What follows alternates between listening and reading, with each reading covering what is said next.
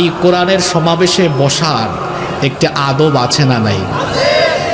কিভাবে কোরআনের আলোচনা শুনতে হয়, কোরআনে কারীমের আলোচনা শুনে উপকৃত হওয়ার জন্য কি করতে হয়, আল্লাহ তাআলা কোরআনে কারীমের মাধ্যমে আমাদেরকে তা জানিয়ে দিয়েছেন।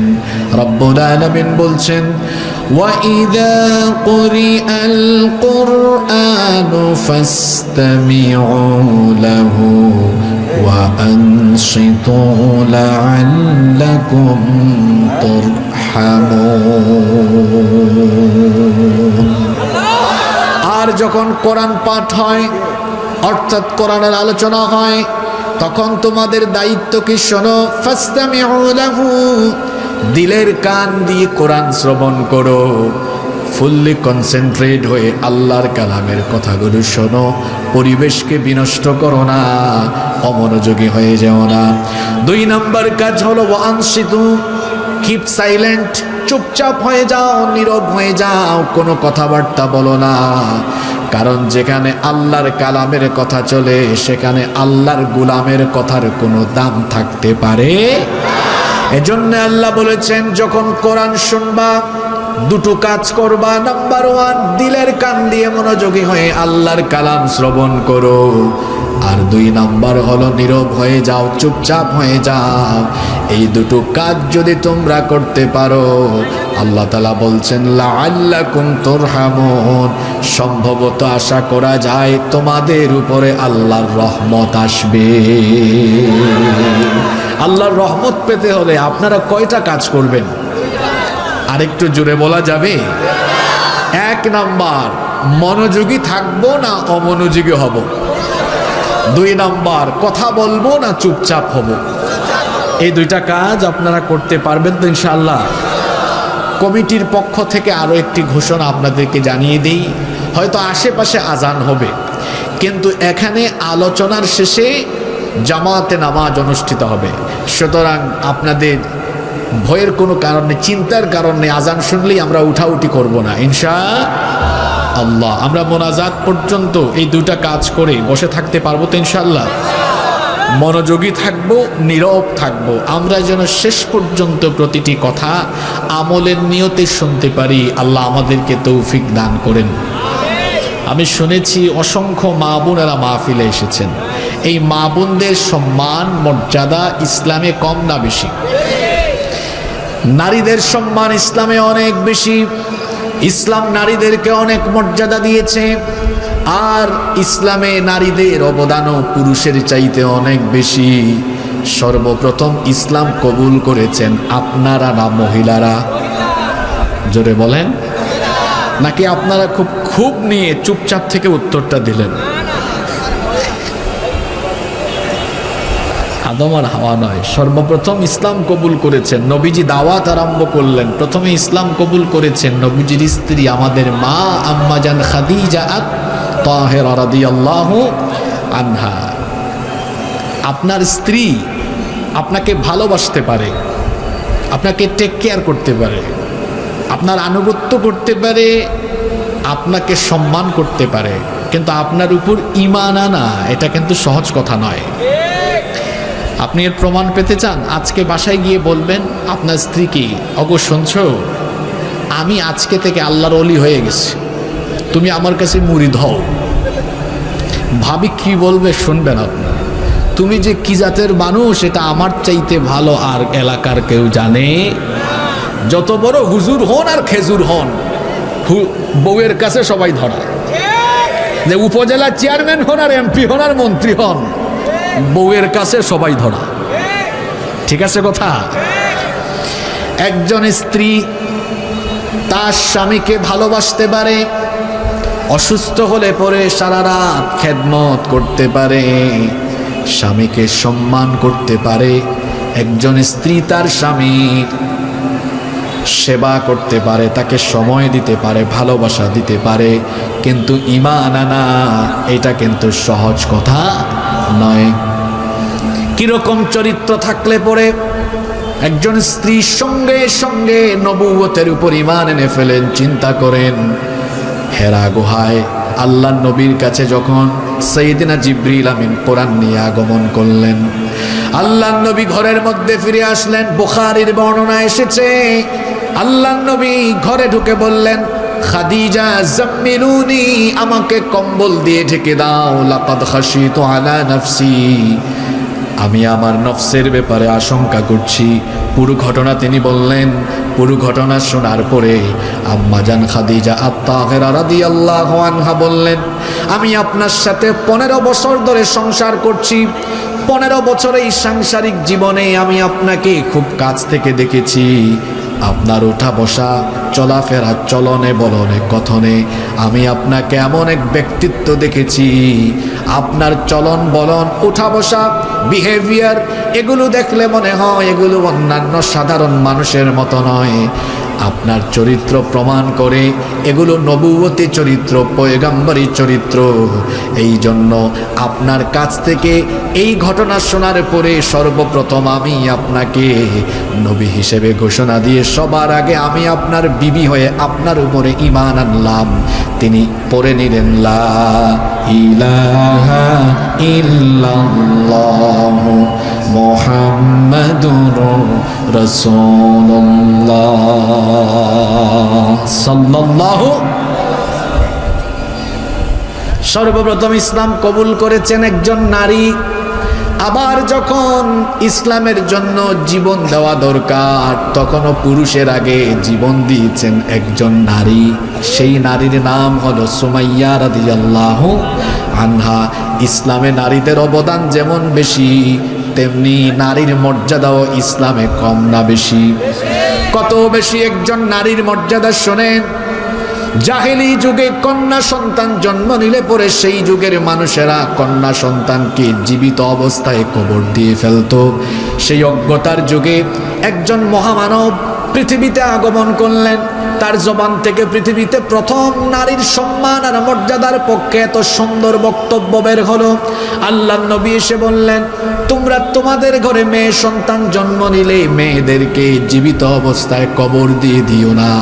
আল্লাহর নবী বললেন, ইদা ওয়ালিদাল রাজুলু ইবনাতান বাআসাল্লাহু আযজা ওয়া জাল্লা মালাইকা, যখন কোনো ঘরে কোনো কন্যা সন্তানের জন্ম হয় আল্লাহ তাআলা খুশি হয়ে সঙ্গে সঙ্গে ওই ঘরের মধ্যে তার রহমতের ফেরেশতা পাঠিয়ে দেন।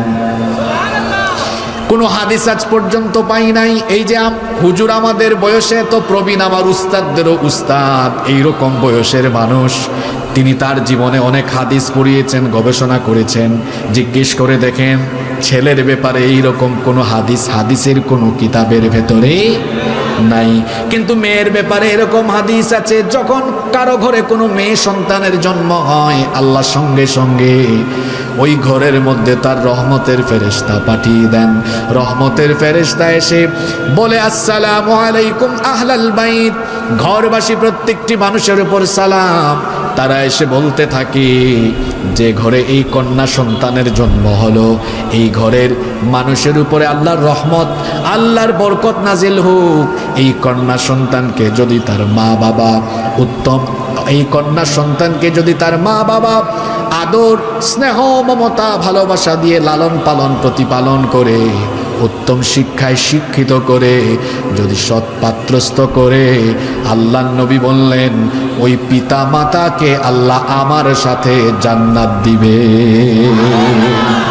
আল্লাহর নবী ওই সমাজে নারীর সম্মান আর মর্যাদার কথা বলেছেন। যেই সমাজে বাজারে মাছ, মাংস, তরকারির মতো নারীদেরকে কেনা বেচা করা হতো, বিবাহ শাদী ছাড়া নারীদেরকে পুরুষেরা ভোগ করত, অসভ্য সেই সমাজে আল্লাহর নবী সভ্যতার কথা শোনালেন, মনুষ্যত্বের কথা শোনালেন, আল্লাহর নবী মানবিকতার কথা শোনালেন, নারীদের ইজ্জত সম্মানের পক্ষে কথা বললেন। নবীজি বললেন, শোনো, কন্যা সন্তান জন্ম নিলে চেহারা কালো করে ফেলো না। আমাদের সমাজে অনেক ভাইয়েরা আছেন, যদি তার ঘরে 2টা 3টা 4টা 5টা মেয়ে সন্তান হয়, বউয়ের সাথে তার মেলামেশায় সমস্যা দেখা দেয়, দাম্পত্য কলহ আরম্ভ হয়ে যায়, তার স্ত্রীকে অপবাদ দেয়, গালিগালাজ করে। আজকে বিজ্ঞানের যুগে এমন অজ্ঞ কাজ যারা করে তারা হলো দুনিয়ার সবচেয়ে বড় জাহেল। কারণ একটি সন্তান জন্মের জন্য শুধু নারী নয়, এখানে পুরুষেরও কাজ আছে না নাই? কন্যা সন্তান জন্ম নিলে দেখা যায় তার বউয়ের উপর রাগ করে। আরে ভাই, কন্যা সন্তান পাওয়া এটা হলো বলো নেয়ামতের ব্যাপার, এটা বড় সৌভাগ্যের ব্যাপার। কারণ যে স্বামী আর স্ত্রী দুনিয়াতে সবচাইতে সৌভাগ্যবান আর সৌভাগ্যবতী, আল্লাহ তাআলা দয়া করে প্রথম তাদেরকে কন্যা সন্তান দান করে। কন্যা সন্তান পাওয়া এটা বড় ভাগ্যের ব্যাপার, এটা হলো সৌভাগ্যের আলামত, বরকতের আলামত। আল্লাহর নবী সাহাবীদেরকে একদিন বললেন, শোনো আমার সাহাবীরা, যার ঘরে 3টা কন্যা সন্তান আছে, ওই কন্যা সন্তানকে যে ব্যক্তি আদর স্নেহ মমতা ভালোবাসা দিয়ে প্রতিপালন করে, উত্তম শিক্ষা দীক্ষা দিয়ে সৎপাত্রস্থ করবে। আমার দিকে তাকান। আল্লাহর নবী সাহাবীদেরকে কথাগুলো বলার সময় এই 2টা আঙ্গুল দেখালেন। এই 2টা আঙ্গুল দেখায় বললেন, ওয়াদাম্মাস সাব্বাবাতি ওয়াল ওয়ুসতা। এই 2টো আঙ্গুল একত্রিত করে নবীজি বললেন, যে ব্যক্তি তার 3টি কন্যা সন্তানকে ভালোবেসে লালন পালন করবে, কিয়ামতের দিন ওই কন্যা সন্তানের পিতামাতা আর আমি নবী এইভাবে এক জান্নাতে অবস্থান করব। আল্লাহু আকবার। দেখেন আমাকে ছেলের ব্যাপারে একটা হাদিস, আপনি ছেলের জন্য পাগল হয়ে যান। বেশিরভাগ ক্ষেত্রে দেখবেন ছেলেদের চাইতে মেয়েরাই মা বাপকে সম্মান করে বেশি। এক সাহাবী দাঁড়িয়ে গেলেন, সাহাবী বললেন, নবী গো, আমার তো 3 জন নাই, 2 জন আছে, আমি কি আপনার সাথে জান্নাতে থাকতে পারবো না? নবীজি বললেন, হ্যাঁ, তুমিও আমার সাথে জান্নাতে থাকবে। বলছিলাম ইসলাম নারীকে কেমন মর্যাদা দিল, কন্যা হিসাবে দিল। এরপরে আপনি তাকে শিক্ষা দীক্ষা দিবেন। নবীজির জবান থেকে নারী শিক্ষার কথা পৃথিবীর জমিনে প্রথম বের হয়েছে। আজ আমার সমাজে নাস্তিক পাড়ায় কিছু বাম রামদের মুখ থেকে নারী শিক্ষার কথা শোনা যায়। এরা ইতিহাস সম্পর্কে অজ্ঞ, এরা ইতিহাস ভালো করে জানে না। আল্লাহর নবী বললেন, তলাবুল ইলমি ফারিদাতুন আলা কুল্লি মুসলিমিন ওয়া মুসলিমা। প্রত্যেক নরনারীর জন্য জ্ঞান অর্জন ফরজ। আল্লাহর নবীর দারসে আম্মাজান আয়েশা রাদিয়াল্লাহু আনহা উপস্থিত থাকতেন। এখানে অনেক মুহাদ্দিস সাহেবরা হয়তো এসেছেন, জিজ্ঞেস করেন আম্মাজান আয়েশা রাদিয়াল্লাহু আনহা থেকে অনেকগুলো হাদিস বর্ণিত হয়েছে। নারীদের অনেক অবদান শিক্ষা ক্ষেত্রেও আছে। ইসলাম নারীকে শিক্ষা ক্ষেত্রে অধিকার মর্যাদা দিয়েছে, বিবাহ শাদীতেও ইসলাম নারীর অধিকার দিয়েছে, মর্যাদা দিয়েছে। একজন নারীকে যখন পুরুষ বিবাহ করবে, আল্লাহ বলেছেন মহরানা দিয়ে তারপরে সম্মানের সাথে বাড়িতে উঠায় আনো। আর একজন নারী তখন তার সর্বোচ্চ মর্যাদায় চলে যান বিবাহের পরে। তিনি যখন সন্তান জন্ম দেন, তখন যখন মাতৃত্বের স্বাদ আস্বাদন করেন, যখন তিনি মা হয়ে যান, তখন তিনি সম্মান আর মর্যাদার সর্বোচ্চ আসনে সমাসীন হয়ে যান। ইসলাম তাকে এত মর্যাদা দিল, ইসলাম তাকে এত সম্মান দিল। একজন পুরুষ সারা জীবন স্যান্ডেল জুতা তার পায়ের তলায় থাকে, কিন্তু একজন নারী যখন মা হয়ে যান পায়ের তলায়, তখন স্যান্ডেল আর জুতা থাকে না। ওই মায়ের পায়ের তলায় আল্লাহ সন্তানের জন্য বেহেশত রেখে দিয়েছে। তাহলে বলেন, নারীদের মর্যাদা ইসলামে কম না বেশি? এই জন্য নারীদেরকে সম্মান করবেন তো আপনারা। যুবক ছেলেরা রাস্তাঘাটে মেয়েদেরকে দেখলে টিটকারি মেরো না, ইফটিজিং করো না। তুমি যে একটা মেয়েকে ইফটিজিং করো, টিজ করো, তোমার বোনকে কেউ এরকম টিজ করলে তোমার কেমন লাগবে? অসভ্য বদমাশ ছেলেদের মতো মেয়েদেরকে ডিস্টার্ব করো না রাস্তাঘাটে, নিজের চরিত্র ঠিক করো। আল্লাহ যুবকদেরকে কবুল করেন। যত মা বোনেরা এসেছেন, আল্লাহ সব মা বোনদের জীবনের গুনাহ মাফ করে দাও। আল্লাহ তাদেরকে আম্মাজান আয়েশা রাদিয়াল্লাহু আনহার মতো কবুল করে নাও। সম্মানিত ভাইয়েরা, আপনাদের কষ্ট হচ্ছে? আমি আপনাদের সামনে কোরআনুল কারীমের 18 নম্বর সূরা, সূরাতু আল কাহাফের কয়েকটি আয়াত তিলাওয়াত করেছি। আজকে আমরা সূরা কাহাফ থেকে আলোচনা শুনবো ইনশাআল্লাহ। আমরা এই সূরা থেকে আলোচনা আরম্ভ করার আগে এই সূরার প্রাইমারি ইনফরমেশন, প্রাথমিক কিছু তথ্য আমরা জেনে নিব ইনশাআল্লাহ। এই সূরার নাম হলো সূরাতু আল কাহাফ। একজনও চুপ থাকবেন না, সবাই বলেন তো সূরার নাম কি? সূরা কাহাফ। কাহাফ হচ্ছে আরবি শব্দ, এর অর্থ হলো, এর বাংলা অর্থ হলো গর্ত, গুহা, ইংরেজিতে যেটাকে বলা হয় টানেল। আবার আরবিতে গর শব্দের অর্থ হলো গুহা। কাহাফ শব্দের অর্থ গুহা, গার শব্দের অর্থ গুহা, কিন্তু পার্থক্য আছে। আরবিতে ছোট গুহাকে বলা হয় গার, যেমন কোরআন একটা গুহায় নাজিল হয়েছে, ওই গুহাকে আরবিতে বলা হয় গারে। বলেন গারে? কোন গুহায় কোরআন নাজিল হয়েছে? হেরা গুহায়, আরবিতে বলে গারে হেরা। ছোট গুহাকে আরবিতে বলা হয় গার, আর বিস্তীর্ণ বড় প্রশস্ত গুহাকে আরবিতে বলা হয় কাহাফ। তাহলে সবাই বলেন তো দেখি, কাহাফ মানে বড় গুহা নাকি ছোট গুহা? আচ্ছা, কোরআনে কারিমে আল্লাহ এই সূরার নাম গুহা, গুহার নামে নামকরণ করলেন কেন? কারণ এখানে গুহা সম্পর্কিত একটি বিস্ময়কর ঘটনা আছে। 7 জন যুবক একটি গুহার ভেতরে আশ্রয় নিয়ে ওই গুহায় তারা আল্লাহর কুদরতি ব্যবস্থাপনায় 4-5 ঘন্টা নয়, 4-5 দিন নয়, কয়েক বছর নয়, এই 7 জন যুবক একটি গুহার ভেতরে আল্লাহর কুদরতি ব্যবস্থাপনায় 309 বছর একটানা ঘুমের মধ্যে ছিল। আল্লাহু আকবার। আচ্ছা, আপনারা ঘুমান কয় ঘন্টা? হ্যাঁ, আপনি এত কম ঘুমাইয়া চেহারা এত সুন্দর রাখছেন কেমনে? স্বাভাবিকভাবে আমরা 5-6 ঘন্টা ঘুমাই, ঠিক না? আর ওই যুবকদেরকে আল্লাহ একটি গুহার ভেতরে ঘুম পাড়িয়ে রেখেছেন কত বছর? 300। এটা স্বাভাবিক বিষয় না অস্বাভাবিক বিষয়? এটা একটা আজীব ঘটনা, এটা একটা বিস্ময়কর ঘটনা। এই ঘটনাটা কোরআনে কারিমের ভিতরে আছে, এবং যে যুবকদেরকে নিয়ে এই ঘটনাটা বর্ণিত হয়েছে এই যুবকদেরকে বলা হয় আসহাবে কাহাফ, গুহাবাসী, গুহাবাসী। এই সূরাটি কোরআনুল কারিমের 18 নম্বর সূরা। সূরাটি মাক্কি, কারণ সূরাটি মক্কায় নাজিল হয়েছে। এই সূরার সিরিয়াল নাম্বার 18, এবং এটি কোরআনুল কারিমের একদম মিডল অংশে, দেখেন মাঝামাঝিতে অবস্থিত, 15তম পাড়ায়। আমাদের জীবনের মাঝামাঝি বয়স হলো যৌবনকাল। আজকের মাহফিলের আয়োজক কারা? জোরে বলেন। আমি এই সূরাটা আজকে অনেক চিন্তা ভাবনা করেই ঠিক করেছি। যুবকদের এই ঘটনা একদম কোরআনের মাঝখানে আছে, আবার আমাদের জীবনের মাঝামাঝিতে যৌবনকাল। কিভাবে মাঝামাঝিতে? শোনেন, আমাদের জীবনে 5টি পর্যায় রয়েছে: শিশুকাল, কৈশোরকাল, যৌবনকাল, প্রৌঢ়কাল, বৃদ্ধকাল। 3 নম্বরে আছে কি? আপনারা কথা বলছেন না কেন? এটা একেবারে মাঝামাঝি সময়ে। এজন্য বলা হয় youth is called the golden season of human life. যৌবনকালকে মানুষের জীবনের গোল্ডেন টাইম, স্বর্ণালী সময় বলা হয়। কারণ এই সময়টাকে যারা সঠিকভাবে কাজে লাগায়, এরা তাদের কেরিয়ারকে সুন্দর করতে পারে, জীবনে সাকসেসফুল হতে পারে, দুনিয়ায় সম্মানিত হয়, আখিরাতেও তারা নাজাত পাবে যদি দিনের পথে যৌবনকাল কাটাতে পারে। আবার এই যৌবনকালের কেউ যদি অপব্যবহার করে, তার কেরিয়ার নষ্ট হবে, তার চরিত্র নষ্ট হবে, জীবন ধ্বংসের কিনারে গিয়ে পড়ে যাবে।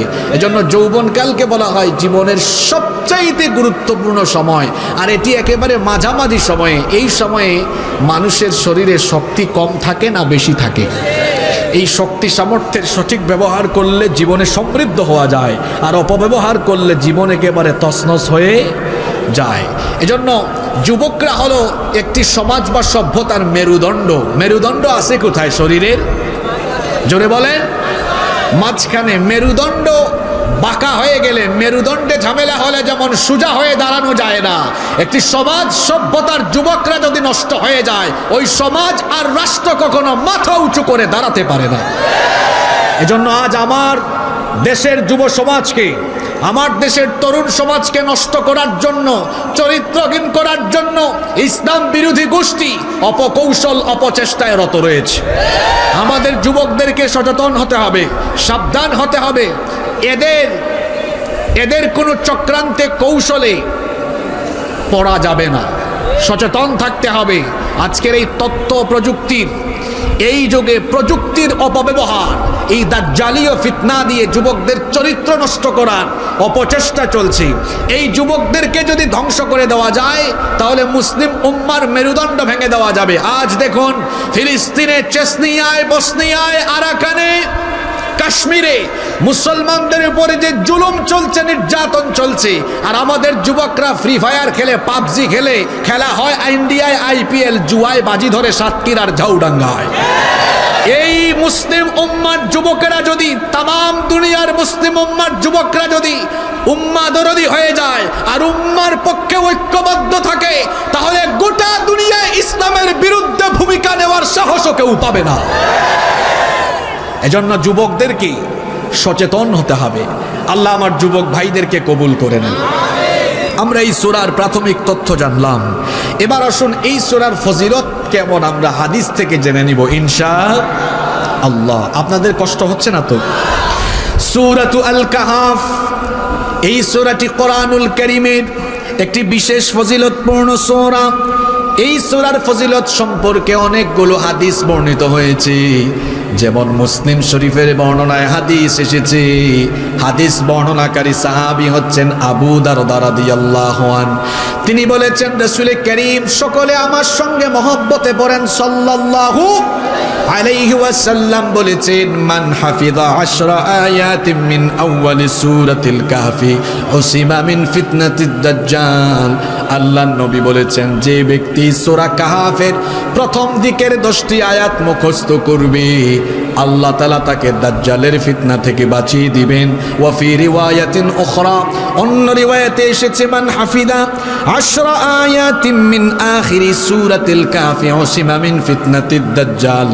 যে ব্যক্তি সূরা কাহফের শেষের দিকের 10টা আয়াত মুখস্থ করবে, তাহলে দুইটি রিওয়ায়াতের যে বর্ণনা, এর সার কথা হলো, যে ব্যক্তি সূরা কাহফের প্রথম 10 আয়াত অথবা শেষের 10 আয়াত মুখস্থ করবে, ওই ব্যক্তিকে দাজ্জালের ফিতনা থেকে যিনি বাঁচিয়ে দিবেন তিনি কি?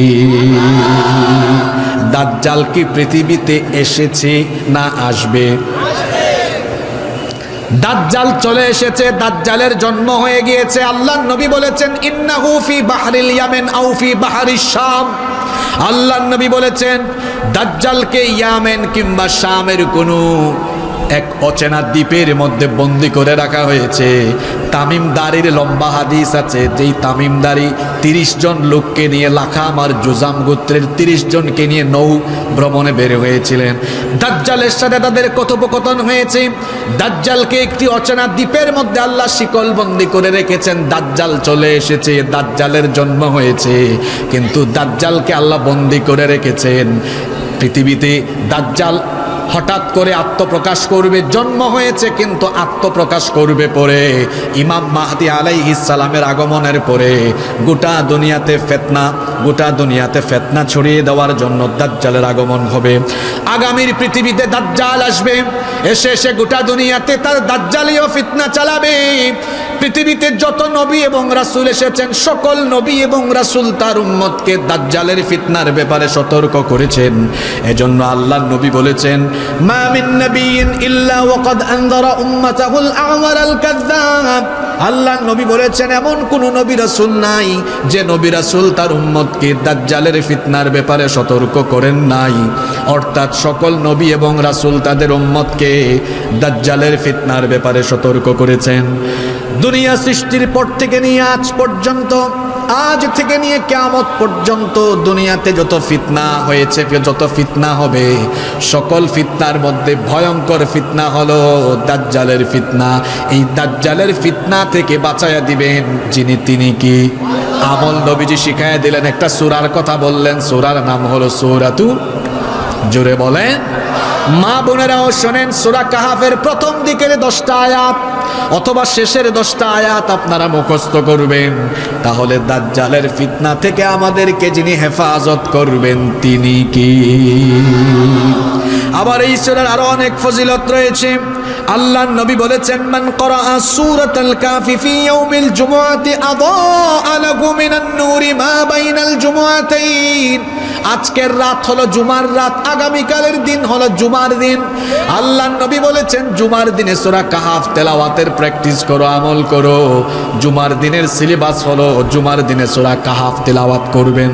আল্লাহর নবী বলেছেন, যে ব্যক্তি জুমার দিনে সূরা কাহফ তেলাওয়াত করবে, 2 জুমার মধ্যবর্তী সময়টা তার জন্য আলোকিত হয়ে যাবে।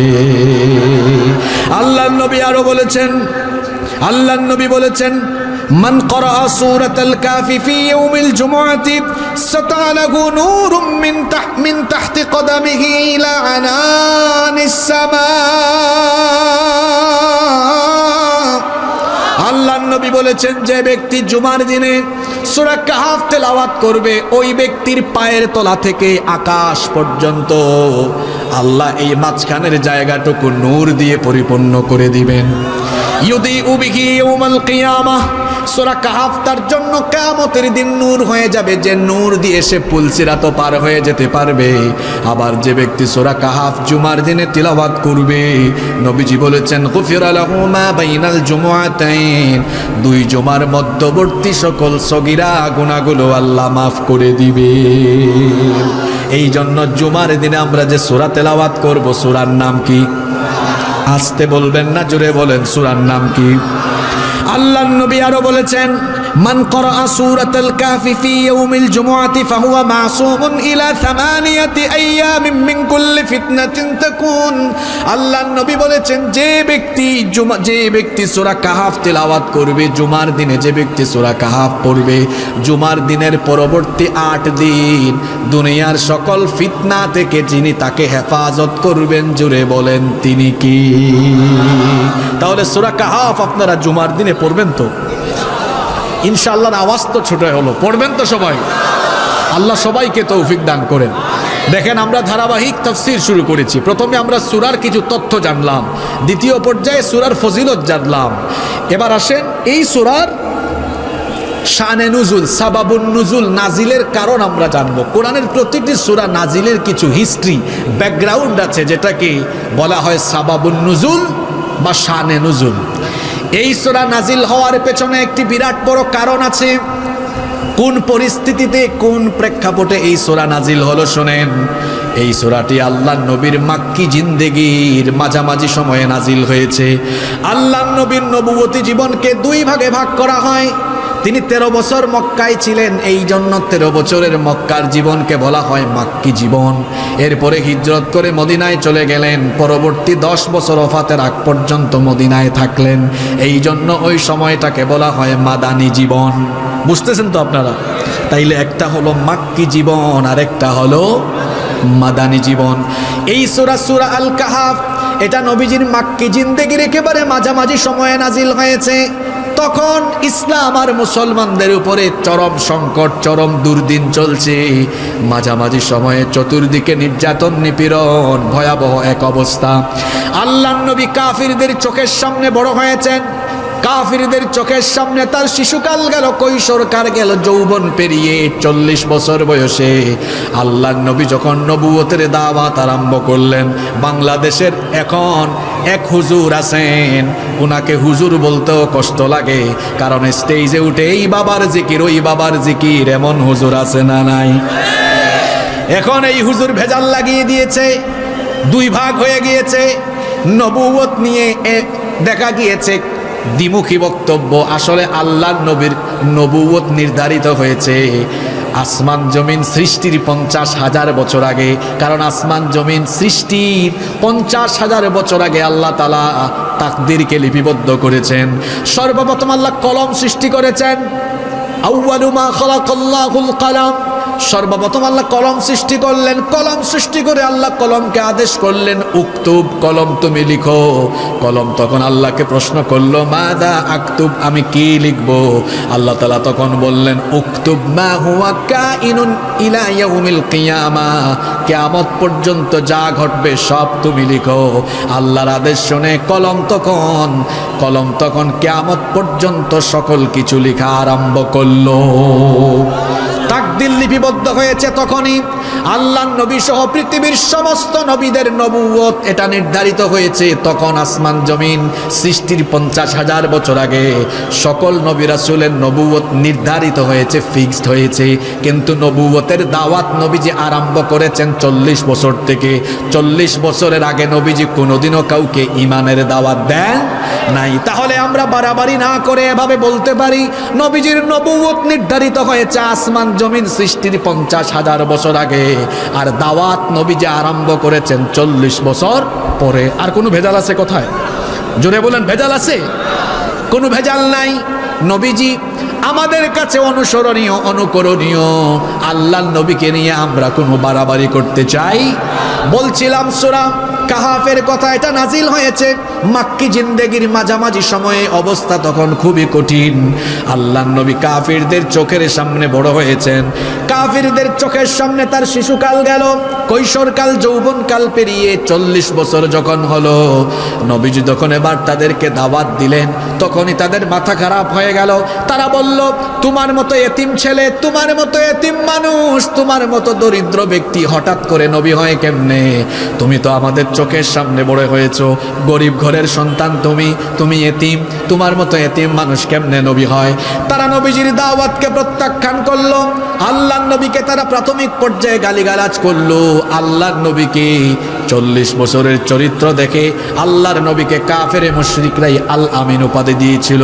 আল্লাহর নবীর চারিত্রিক মাধুর্যতায় মুগ্ধ হয়ে তাদের ধন সম্পদ, টাকা পয়সা আল্লাহর নবীর কাছে এনে তারা গচ্ছিত রাখতো, আমানত রাখতো।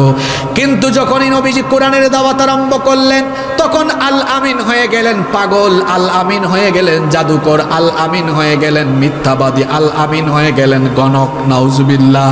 বলেন তো কিসের কারণে? শুধুমাত্র কোরআনের দাওয়াত দেওয়ার কারণে মক্কার সবচাইতে ভালো মানুষটাই এবার তাদের কাছে গালিগালাজের পাত্র হয়ে গেলেন।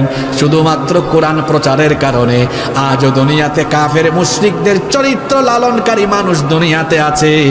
আলেম উলামাদেরকে তারা কোরআন প্রচার আর কোরআনের আন্দোলনের সাথে যুক্ত থাকার কারণে কোরআন বিরোধী লোকেরা এখনো বিভিন্ন জায়গায় কোরআনের খাদেমদেরকে আজে বাজে ভাষায় গালিগালাজ করতে থাকে।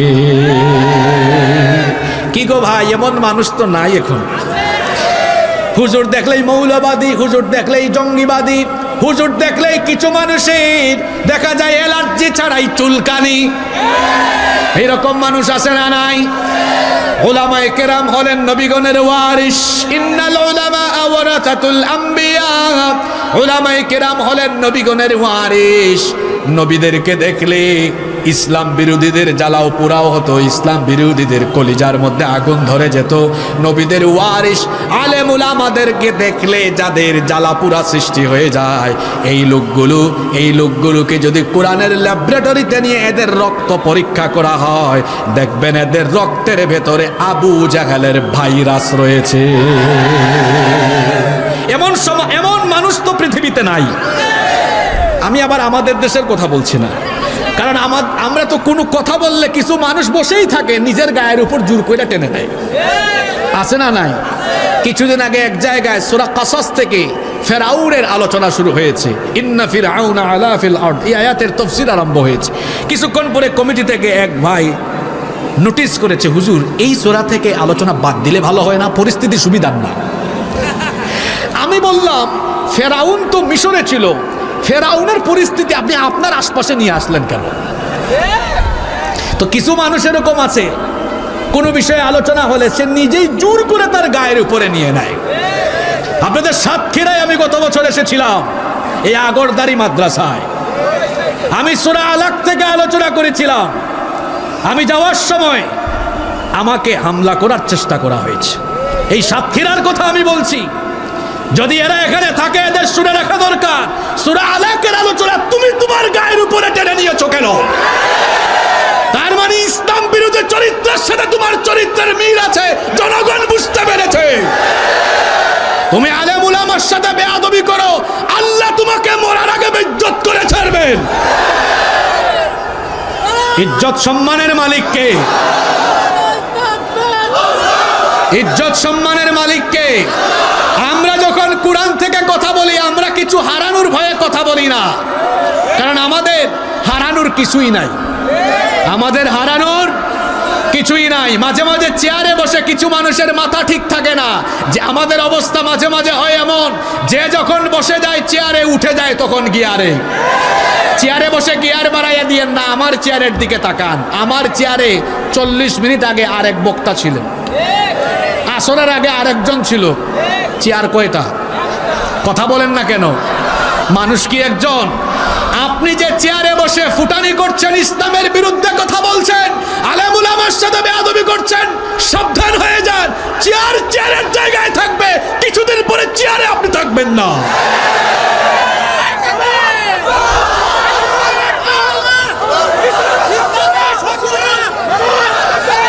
বেশি ফুটানি দেখায়েন না, বেশি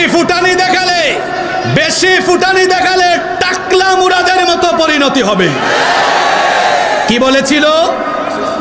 ইসলাম রাষ্ট্র ধর্ম থাকবে না। পাগলা, ইসলাম তো ঠিকই আছে, তুই নাই। তোর মন্ত্রিত্ব গেল, তারপরে তার এমপি নমিনেশনও গেল, তারপরে সে দাঁড়ালো, তার বান্ধবীর সাথে মার্কা মিলাইয়া ট্রাক মার্কা নিয়ে আসলো। বান্ধবী চিনেন তো?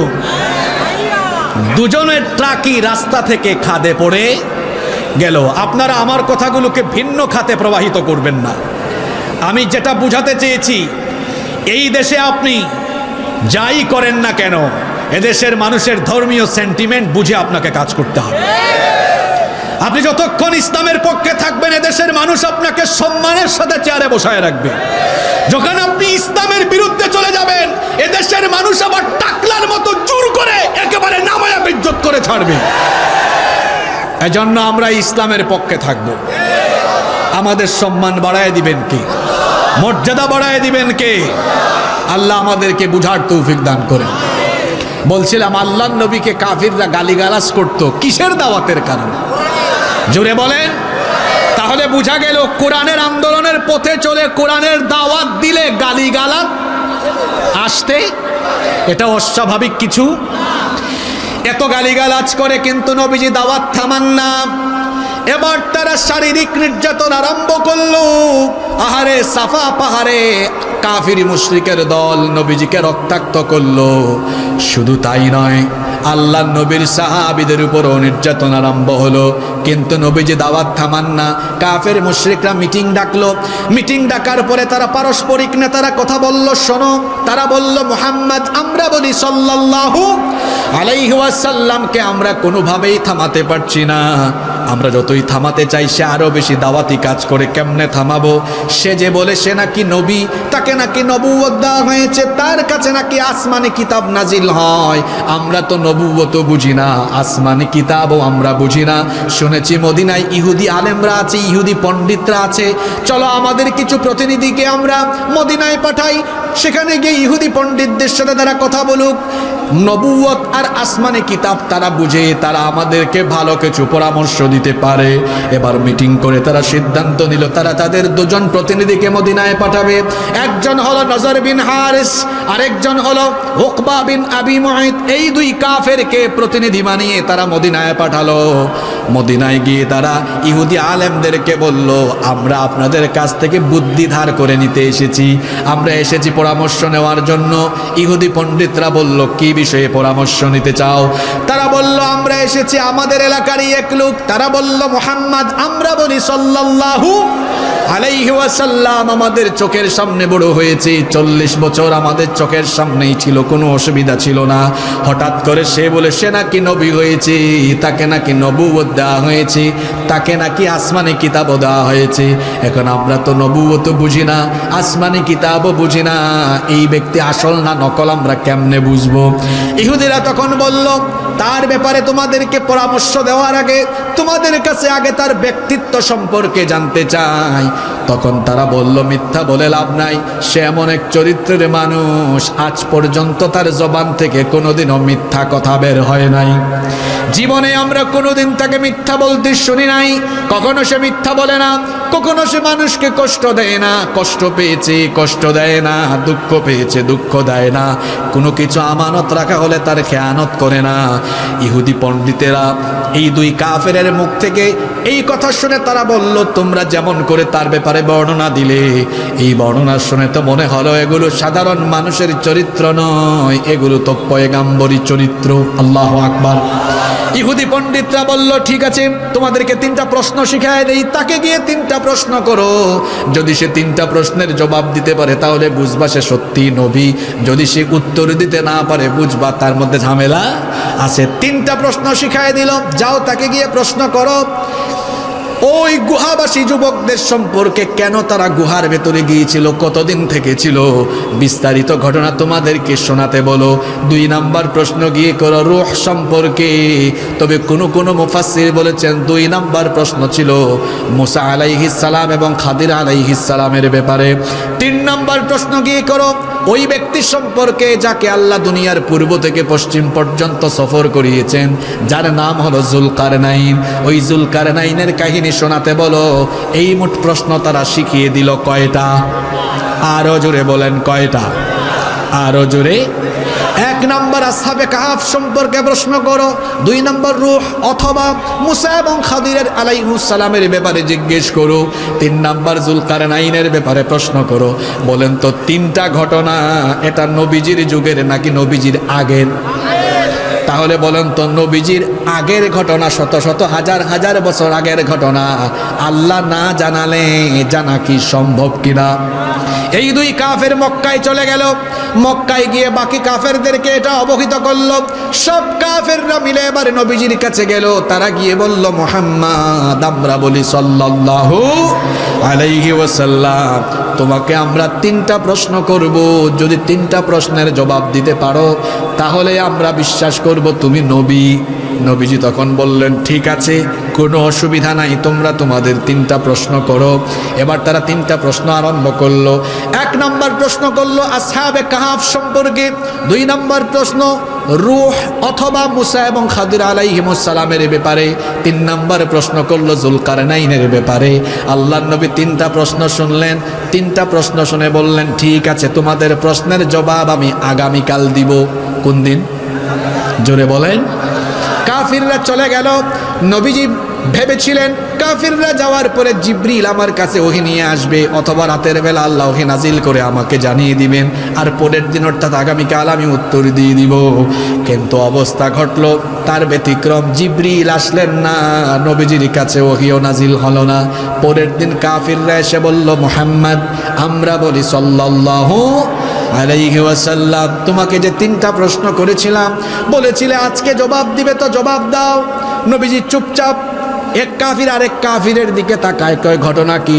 বুঝছি এতদিন পরে মনে হয় ধরা খাওয়ার ব্যবস্থা হয়ে গেছে। নবীজি বললেন, শোনো, আজকে আমি উত্তর দিব না, তোমরা আগামীকাল আসো। কাফিররা কানে কানে কয়, মনে হয় এতদিন পরে ধরা খাওয়ার মতো একটা প্রশ্ন আমরা করেছি। কাফিররা চলে গেল। পরের দিন 3 নাম্বার দিন তারা আসলো। 3 নাম্বার দিনে নবীজি বললেন, আজকে আমি উত্তর দিব না, পরের দিন আগামীকাল আসো। কাফিররা একটা আরেকটারে কানে কানে কয়, তাহলে বুঝছি মুহাম্মদ, আমরা বলি সাল্লাল্লাহু আলাইহি ওয়াসাল্লাম এতদিন যা বলেছে মিথ্যা, ধরা খাওয়ার মতো ব্যবস্থা হচ্ছে। 4র্থ দিন তারা আসলো। নবীজি একই রকম কথা বললেন, পরের দিন আসো। এই রকম করে 1 দিন 2 দিন 3 দিন 4 দিন নয়, একটানা 15 দিন চলে গেল। জুড়ে বলেন কতদিন? ঘটনা শুনতেছেন তো আপনারা? একটানা 15 দিন চলে গেল। 15 দিন যখন চলে গেল, গোটা মক্কার কাফিররা সমালোচনা করতে করতে ঠাট্টা করা আরম্ভ করলো, উপহাস করা আরম্ভ করলো। আল্লাহর নবী তখন ব্যথিত হয়ে গেলেন। তখন আল্লাহ তাআলা কাফির মুশরিকদের ঠাট্টা মশকরাকে থামিয়ে দেওয়ার জন্য, নবীজির পেরেশানি দূর করার জন্য এবার 15 দিন পরে আল্লাহ কাফিরদের 3টা প্রশ্নের সব উত্তর দিয়ে সূরা কাহাফ পরিপূর্ণ নাজিল করলেন। আর 15 দিন কেন নাজিল করতে লেট হলো, সেই কারণও আল্লাহ নবীজিকে জানিয়ে দিলেন। আল্লাহ তাআলা এবার 3টা প্রশ্নের জবাব দিয়ে পুরো একটা সূরা নাজিল করলেন। সূরার নাম কি? আসতে বলবেন না, জোরে বলেন সূরার নাম কি? সূরাটা নাজিল করে আল্লাহ নবীজিকে জানালেন, নবী গো, উত্তর তো আমি 3টাই সূরার ভেতরে দিলাম, কিন্তু কেন আমি 15 দিন দেরি করলাম শোনেন। 15 দিন দেরি হওয়ার কারণ হলো, ওয়ালা তাকুলান্না লিশাইইন ইন্নী ফাইলুন যালিকা গাদান ইল্লা আইয়াশা আল্লাহ। আপনি আগামীকাল কোনো কিছু করবেন, এমনটা না বলে আপনার তো বলা উচিত ছিল ইনশাআল্লাহ আগামীকাল বলবো। ইনশাআল্লাহ বলা ব্যতীত আগামীকাল কোনো কিছু করবেন, এটা বলা আপনার জন্য সমীচীন নয়। তাহলে 3টা প্রশ্নের উত্তর দিয়ে সূরা নাজিল করতে 15 দিন দেরি হওয়ার কারণ হলো নবীজি কথার শেষে কি বলেন নাই? ইনশাআল্লাহ। কারণ আল্লাহ যদি না চান নবীজি উত্তর দিতে পারবেন? কারণ নবীজিকে যিনি জানান তিনি কি কোরআনের একটা কথাও কি নবীর কথা?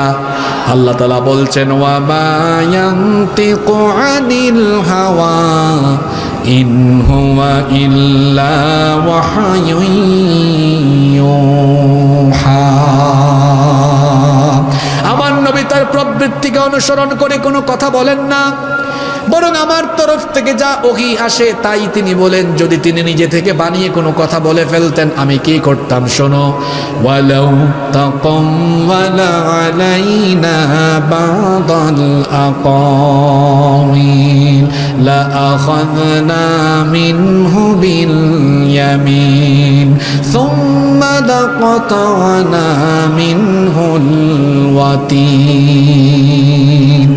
আমি বলি নাই এমন কোনো কথা আমার নামে যদি নবীজি কোরআনের ভেতরে ঢুকিয়ে আমার নামে চালাতেন, তিনি যদি কোরআন ব্যতীত ওহী আসা ব্যতীত কোনো কথা নিজে থেকে বানিয়ে বলতেন, আমি আল্লাহ বরদাস্ত না করে আমার নবীর ডান হাতকে আমি আল্লাহ চেপে ধরতাম আর নবীর কণ্ঠ নালীটাকে আমি আল্লাহ কেটে ফেলে দিতাম। আল্লাহু আকবার। কোরআনে কারীমের সবগুলো কথা অথেন্টিক, ফ্রেশ, এগুলো এসেছে আরশে আজিম থেকে, লাউহে মাহফুজ এই কোরআন সংরক্ষিত আছে। সুবহানাল্লাহ। নবীজির কাছে 3টা প্রশ্ন দিয়ে উত্তর দিয়ে এই পুরো সূরা নাজিল হতে দেরি হয়েছে কয়দিন? কি না বলার কারণে? তাহলে এখান থেকে একটা শিক্ষা নেন, ভবিষ্যতের কোনো কাজ আপনি করতে চান, বলতে যান, কথার শেষে বলবেন আগামীকাল সেখানে যাব, আগামীকাল মাহফিল করব, আগামীকাল এটা করব তবে আমাদের দেশে ইনশাআল্লাহ সঠিক ব্যবহারের চেয়ে অপব্যবহার বেশি হয়। এখন নায়ক নায়িকারাও ইনশাআল্লাহ বলে, গায়ক গায়িকারাও ইনশাআল্লাহ বলে। ইনশাআল্লাহ ঈদুল আজহায় আমার সিনেমা মুক্তি পাবে ইনশাআল্লাহ। এটা ইনশাআল্লাহর সঠিক ব্যবহার না অপব্যবহার? আগামী ঈদে আমার 3টা গান রিলিজ হবে ইনশাআল্লাহ, এটা ইনশাআল্লাহর সঠিক ব্যবহার না অপব্যবহার? নিজেরা বসে মিটিং করছে, আমরা ক্ষমতায় গেলে পরে আমরা এই অঞ্চলের এই টাকাগুলো এইভাবে ভাগ বাটোয়ারা করে খাবো ইনশাআল্লাহ। সঠিক ব্যবহার না অপব্যবহার? আমি যে কথাগুলো বলেছি বাস্তব না অবাস্তব? বাস্তব না অবাস্তব? অপব্যবহার করা যাবে না। তাহলে বোঝা গেল ইনশাআল্লাহ বলার গুরুত্ব আছে। এবার সূরাটা নাজিল হয়ে গেল, এই সূরার ভেতরে কয়টা প্রশ্নের উত্তর আছে? 3টা প্রশ্নের উত্তর বলতে